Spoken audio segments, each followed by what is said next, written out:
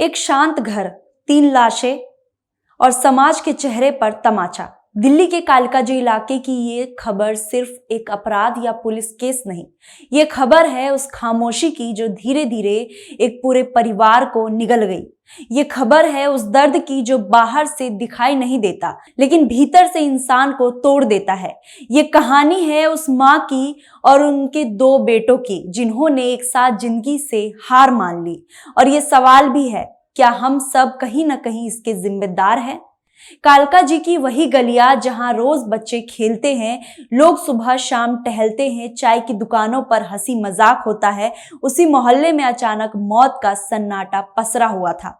एक ऐसा सन्नाटा जो दिल को चीर देता है। दोपहर करीब 2:47 कालका जी पुलिस स्टेशन में एक पीसीआर कॉल आती है।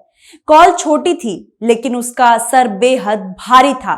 सूचना थी कि घर के अंदर जान देने का शक था। पुलिस तुरंत हरकत में आती है। किसी को अंदाजा नहीं था कि दरवाजा खुलते ही जो मंजर सामने आएगा वो लंबे समय तक पीछा नहीं छोड़ेगा। दरअसल मामला तब गंभीर हो गया जब पता चला कि ये कोई सामान्य विजिट नहीं था। कोर्ट के आदेश के तहत उस घर पर कब्जा लिया जाना था।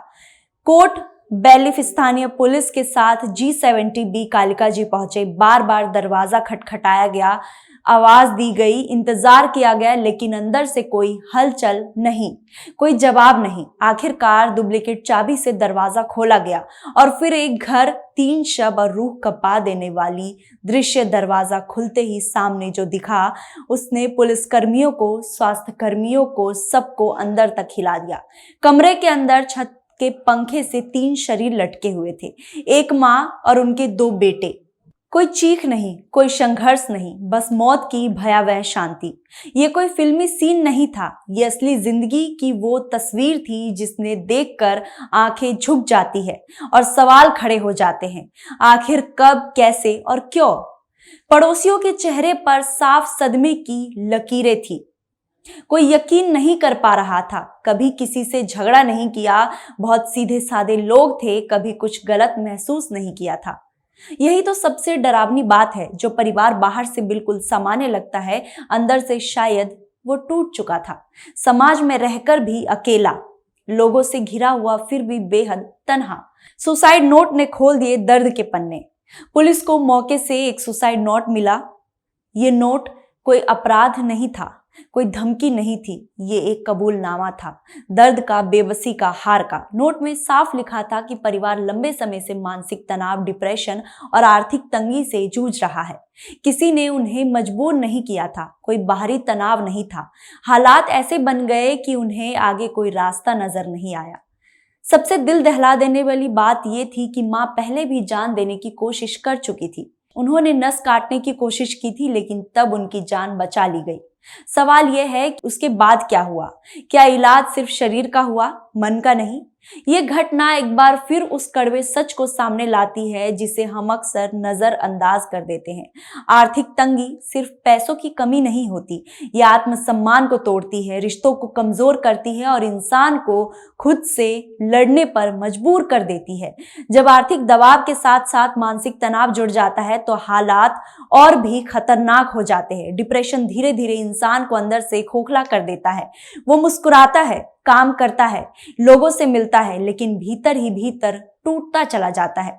क्या हमने संकेतों को नजरअंदाज किया? ये सवाल असहज है लेकिन जरूरी है।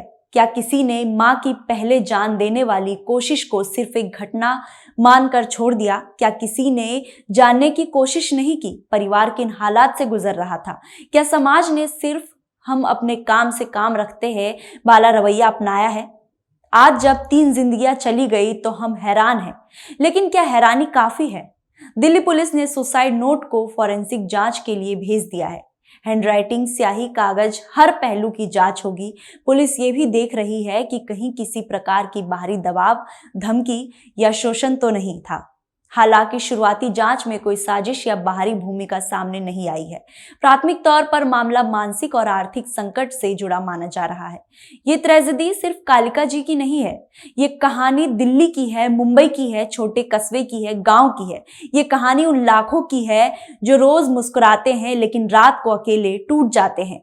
हम एक ऐसे समाज में जी रहे हैं जहां मानसिक बीमारी को अभी भी कमजोरी समझा जाता है। सब ठीक हो जाएगा कहकर दर्द को टाल दिया जाता है। मदद मांगना शर्म की बात मान ली जाती है। मानसिक स्वास्थ्य विशेषज्ञ साफ कहते हैं, डिप्रेशन कोई मूड नहीं है, ये बीमारी है, इसका इलाज जरूरी है और समय पर इलाज जान बचा सकता है। केवल दवाइयां नहीं समाधान नहीं है। सुनना जरूरी होता है, समझना जरूरी होता है, साथ खड़ा होना जरूरी होता है। एक संवेदनशील समाज वही होता है जो संकट में चुप ना रहे। कालिका जी की ये घटना हमें ये आईना दिखाती है और ये बताती है कि हर शांत चेहरा खुश नहीं होता, हर बंद दरवाजे के पीछे शांति नहीं होती, हर मुस्कान के पीछे ताकत नहीं होती। हमें अपने आसपास के लोगों को सिर्फ देखना ही नहीं, समझना होगा।